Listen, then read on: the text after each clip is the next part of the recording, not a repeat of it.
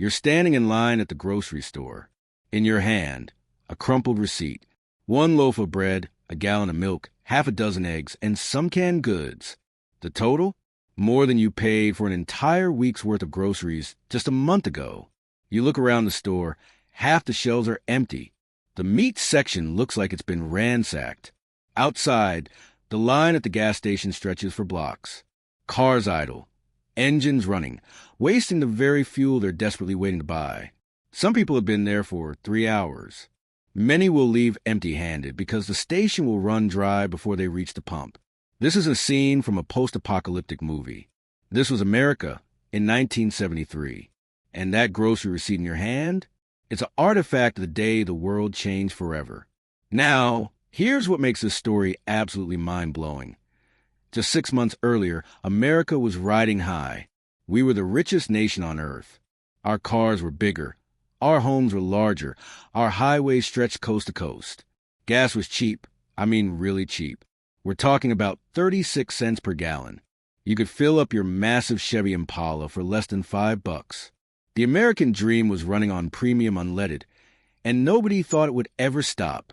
But then on October 6, 1973, something happened halfway across the world that would empty your grocery store, drain your gas tank, and fundamentally transform what it meant to be American. And here's the crazy part. The actual shortage? It wasn't even that severe. The embargo reduced oil supplies by only about 7%. 7%. So why did your grocery bill triple? Why were people fighting in gas lines? Why did America, the most powerful nation on earth, suddenly feel helpless? The answer to that question reveals something disturbing about modern society, something we're still grappling with today. Because what happened in 1973 wasn't just about oil. It was about psychology, panic, and the terrifying realization that the world we thought we knew could vanish overnight. So buckle up. We're about to take a journey back to the autumn of 1973, when America learned that everything has a price, and sometimes that price is paid in empty shelves and broken dreams. Let's set the scene. It's October 1973. Richard Nixon is president, embroiled in the Watergate scandal. The Vietnam War is winding down, but its scars are fresh. On your TV, you're watching All in the Family and the Waltons. The average American family makes about $12,000 a year. A new house costs $32,500. And life, despite all its challenges, feels predictable. Americans are driving bigger cars than ever before. The Ford LTD, the Chrysler New Yorker, the Cadillac Eldorado, these weren't just vehicles. They were statements. They screamed success, prosperity, freedom. And why not? Gas was so cheap it was practically free. The idea of fuel efficiency? That was for Europeans with their tiny, cramped cars. Americans had conquered the continent with their automobiles, and nothing was going to slow them down. But on October 6, 1973, everything changed. That morning, Egypt and Syria launched a surprise attack on Israel during Yom Kippur, the holiest day in the Jewish calendar. The Yom Kippur War had begun, and within days, it would pull in superpowers and reshape global politics. The United States, standing by its ally, began supplying Israel with weapons and support. This decision, while aligned with American foreign policy, had consequences that few anticipated. On October 16, 1973, the Organization of Arab Petroleum Exporting Countries, OPEC, made an announcement that would echo through history. They were implementing an oil embargo against nations supporting Israel, including the United States, the Netherlands, Portugal, and South Africa. But they didn't stop there. OPEC also announced production cuts of 5% per month until their demands were met. The Arab oil producers wanted Israel to withdraw from territories occupied during the 1967 Six-Day War, and they had just weaponized the one resource the modern world couldn't live without. Now, here's where it gets interesting. The actual reduction in supply to the United States was relatively modest, around 7% of total consumption. In a rational world, this would have caused some inconvenience, maybe a slight increase in prices, but nothing catastrophic. Americans would have adjusted, maybe carpooled a bit more, driven a little less. Life would have gone on. But we don't live in a rational world. We live in a world driven by fear, panic, and the herd mentality. The moment news of the embargo broke, something primal kicked in. Americans rushed to gas stations, desperate to fill their tanks. But here's the psychological trap. When everyone tries to fill up at once, the stations run dry faster, which creates longer lines, which creates more panic, which creates even more desperate filling. It's a self-fulfilling prophecy, a feedback loop of fear. By November 1973, gas stations across the country were implementing rationing. Some states introduced odd-even systems. If your license plate ended in an odd number, you could only buy gas on odd-number days. Even number plates? Even days only. Gas stations began limiting purchases to 10 gallons per customer. Many stations closed on Sundays to conserve supply. The scenes at gas stations became increasingly desperate. People would wake up at 4 a.m. to get in line before dawn. Some kept their cars in line overnight. Fights broke out. Tempers flared. There were reports of people pulling guns over spots in line. One station owner in Florida was shot and killed during a dispute over fuel. The lines themselves were staggering. In New York, cars lined up for miles. In Los Angeles, the freeways turned into parking lots as people queued for hours. The average wait time was 2 to 3 hours, but some people waited all day only to find the station had run dry before they reached the pump. And then came the price increases. Before the embargo, gas cost about 36 cents per gallon. By January 1974, it had nearly doubled to 55 cents. By some measures, when adjusted for inflation, that's equivalent to about $3.50 in today's money. But remember, wages hadn't increased to match. For many American families, the cost of just getting to work suddenly consumed a massive portion of their budget. But the gas lines were just the beginning. Because here's what most people don't realize. Everything in America moved by truck, and trucks ran on diesel. When fuel prices skyrocketed and supplies became uncertain, the entire logistics network began to break down. Suddenly, grocery stores couldn't get deliveries. Or if they could, the transportation costs had tripled, and those costs were passed directly to consumers. That grocery receipt we talked about at the beginning, let's break it down. Bread prices increased by 30% almost overnight. Why? Because modern bread production depends on multiple fuel-intensive steps. The wheat has to be harvested by diesel-powered combines, transported by truck to mills, processed in factories that run on electricity and natural gas, baked in ovens, and then transported again to stores. Every single step in that chain became more expensive simultaneously. Meat was even worse.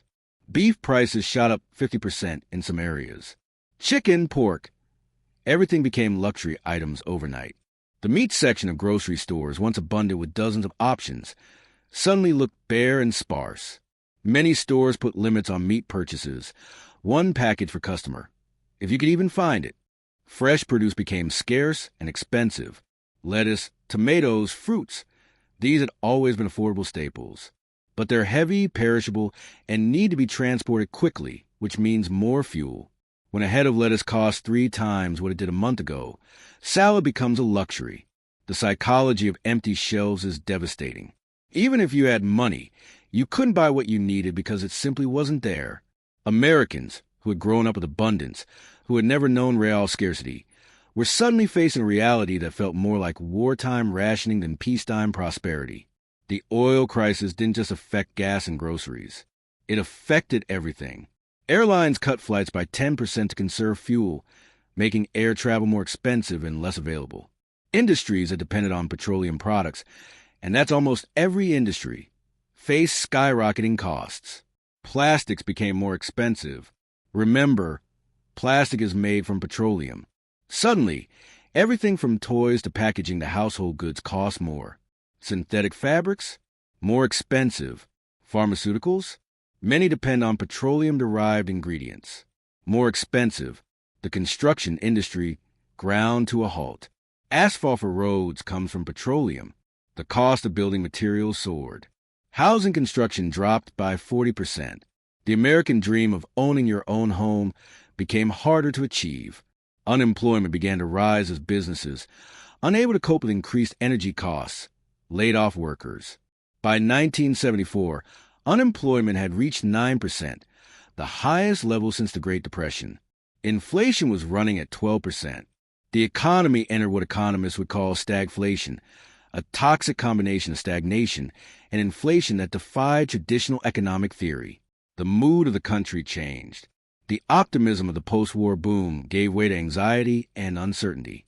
America, which had always seemed invincible, suddenly felt vulnerable. We were dependent on foreign oil, and that dependency had been weaponized against us. President Nixon went on television to address the nation. He announced Project Independence, a plan to make America energy independent by 1980. It was an ambitious goal, perhaps an impossible one, but it reflected the urgency of the moment. The government implemented emergency measures. The national speed limit was reduced to 55 miles per hour to conserve fuel. Daylight saving time was extended year-round to reduce electricity use. Federal buildings had their thermostats lowered in winter and raised in summer. But these measures felt like Band-Aids on a gunshot wound. The fundamental problem remained. America had built an entire civilization around cheap, abundant oil, and that foundation was cracking. Nixon also announced the creation of the Federal Energy Office, which would later become the Department of Energy. Its job was to manage the crisis, allocate resources, and prevent the worst abuses. But bureaucracy moved slowly, and people were suffering now. Some politicians called for rationing, like during World War II. Others pushed for price controls to prevent gouging. But price controls, while politically popular, often made the situation worse by discouraging production and encouraging hoarding. The truth was, there were no easy answers. The crisis exposed the uncomfortable reality that America's power had limits. We couldn't simply demand that other countries give us cheap oil. We couldn't military our way out of economic dependence. We were at the mercy of global forces beyond our control. The oil crisis didn't just hurt people's wallets. It hurt their souls. Americans pride themselves on individualism, independence, and self-reliance. But suddenly, we were all dependent on decisions made in distant capitals by people who didn't share our values. Communities responded in different ways. Some came together, organizing carpools and ride-sharing programs. Churches and civic organizations set up support networks for those hardest hit. There were stories of neighbors helping neighbors, of communities rallying around their most vulnerable members. But there were also darker stories. Theft of gasoline became common. People would siphon gas from parked cars. Gas station owners slept with shotguns to protect their pumps. The social trust that had held communities together began to fray. The crisis also revealed deep inequalities. The wealthy could absorb the higher prices. They could afford to wait in line, or they had connections that gave them priority access to fuel. But for working-class Americans, for people living paycheck to paycheck, the crisis was devastating. Choosing between gas to get to work and food to the family became a real dilemma. Urban areas were hit particularly hard.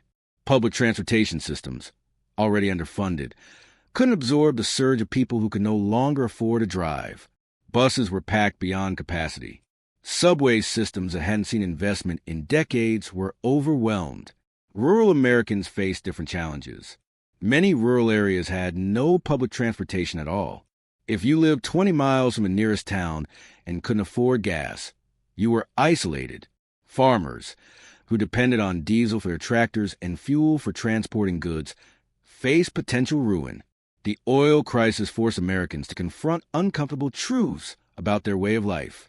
The big cars, the suburban sprawl, the highways that connected the continent, all was built on the assumption of cheap, abundant energy. What happens when that assumption proves false? For the first time, Americans began to think seriously about conservation. The word efficiency entered the national vocabulary. Maybe those tiny European cars weren't so ridiculous after all. Maybe we didn't need a 5,000-pound vehicle to drive to the grocery store. The American auto industry, caught flat-footed, scrambled to respond. Detroit had spent decades building bigger, more powerful cars. Now, suddenly, consumers wanted small, fuel-efficient vehicles. Japanese manufacturers, who had been making economical cars all along, saw their market share explode. The Toyota Corolla, the Honda Civic, the Datsun B210. These became bestsellers almost overnight. American manufacturers tried to adapt. The Ford Pinto, the Chevy Vega, the AMC Gremlin. These were Detroit's attempts at economy cars. But they were rushed to market, often poorly designed and sometimes dangerous. The Pinto, infamously, had a fuel tank that could explode in rear-end collisions. It became a symbol of corporate corner-cutting and the cost of being unprepared. The housing market also began to shift. The massive suburban homes with their energy-hungry heating and cooling systems suddenly seemed less attractive.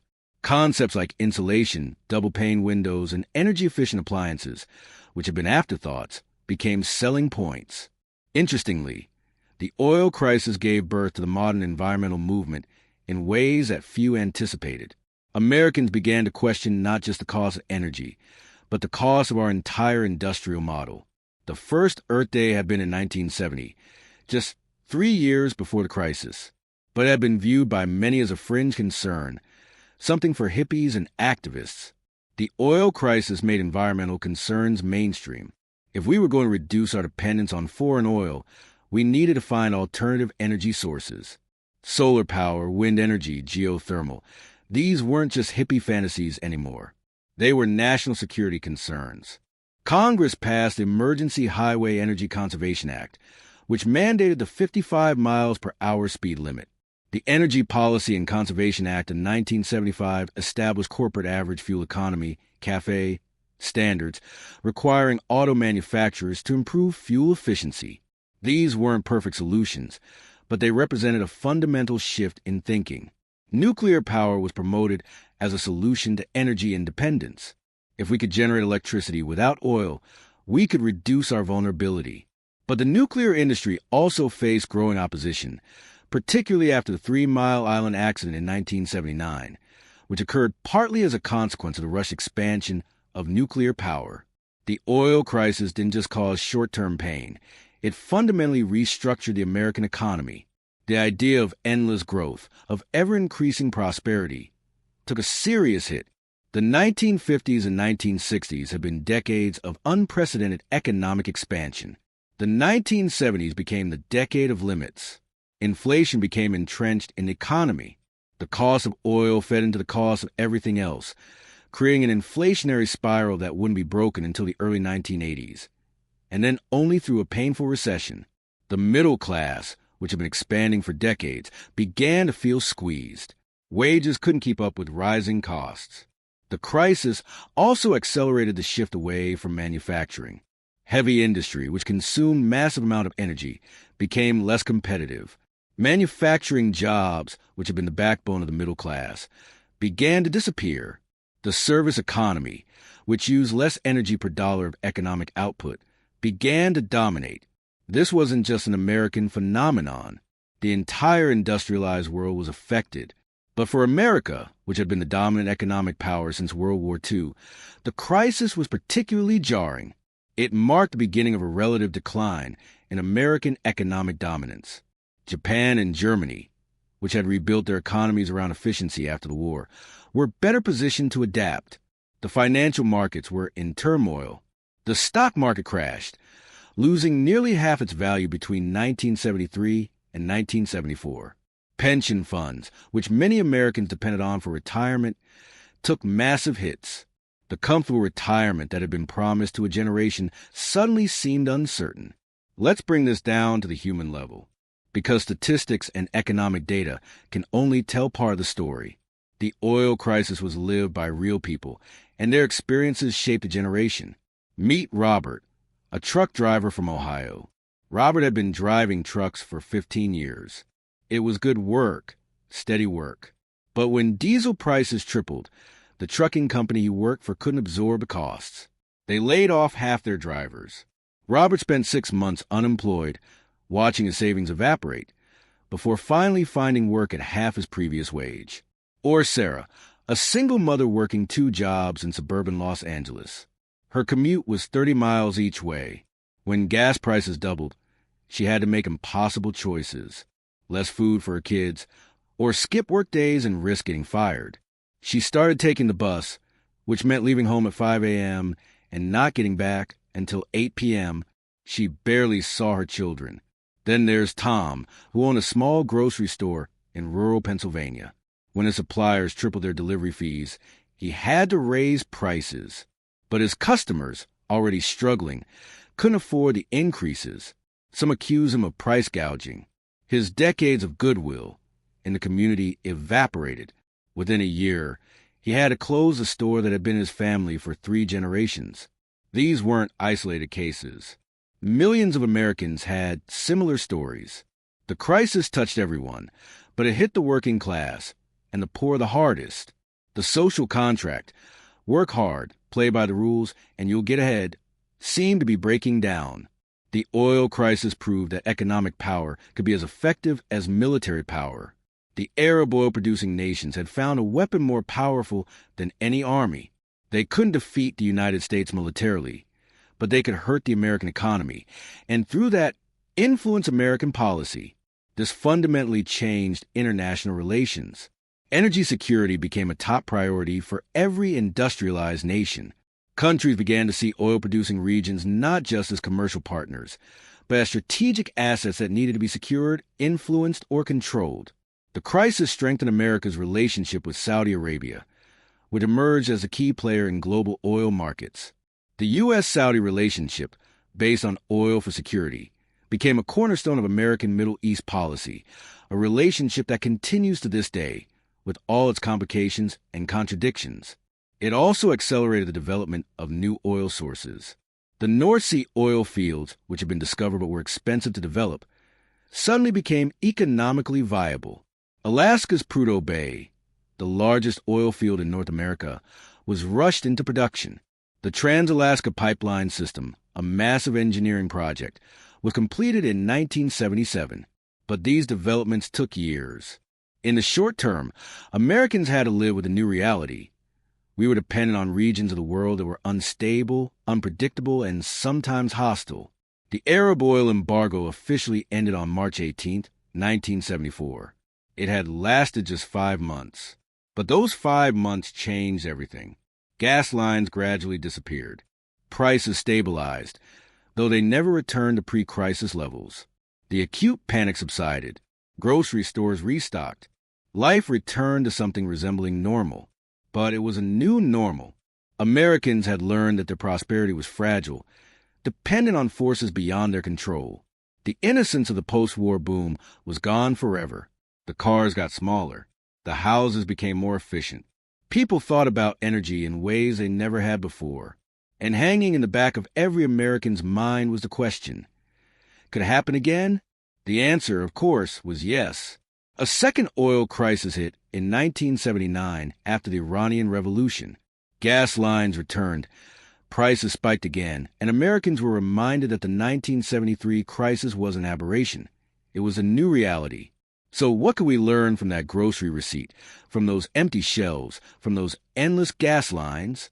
First, that our modern world is built on networks of interdependence that are more fragile than we like to admit. When one link in the chain breaks, everything can fall apart surprisingly quickly.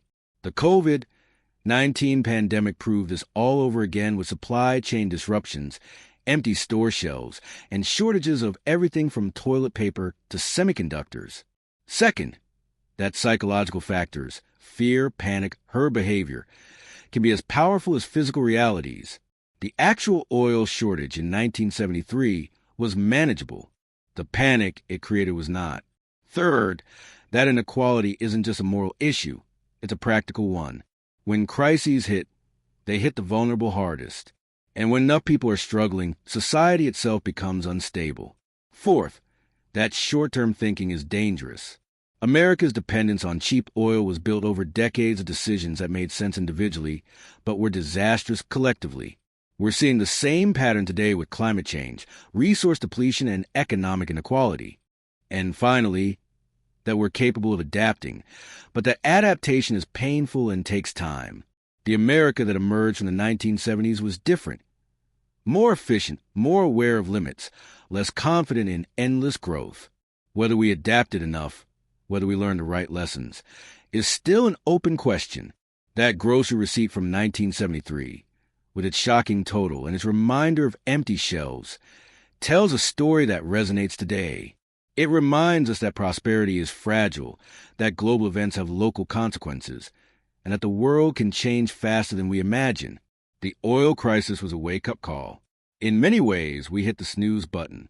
We're still dependent on fossil fuels. We're still vulnerable to global supply chains.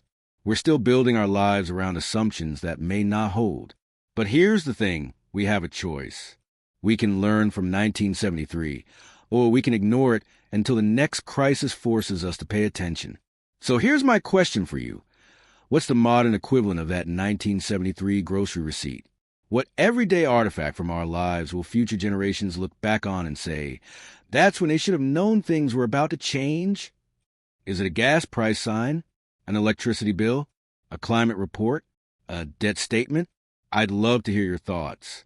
Drop a comment below and let me know what you think. And if you enjoyed this deep dive into history and what it means for today, make sure to hit that subscribe button. We're going to be exploring more moments when the world changed, when ordinary people face extraordinary challenges, and when a simple receipt told a story bigger than anyone imagined. Thanks for listening, and I'll see you in the next one.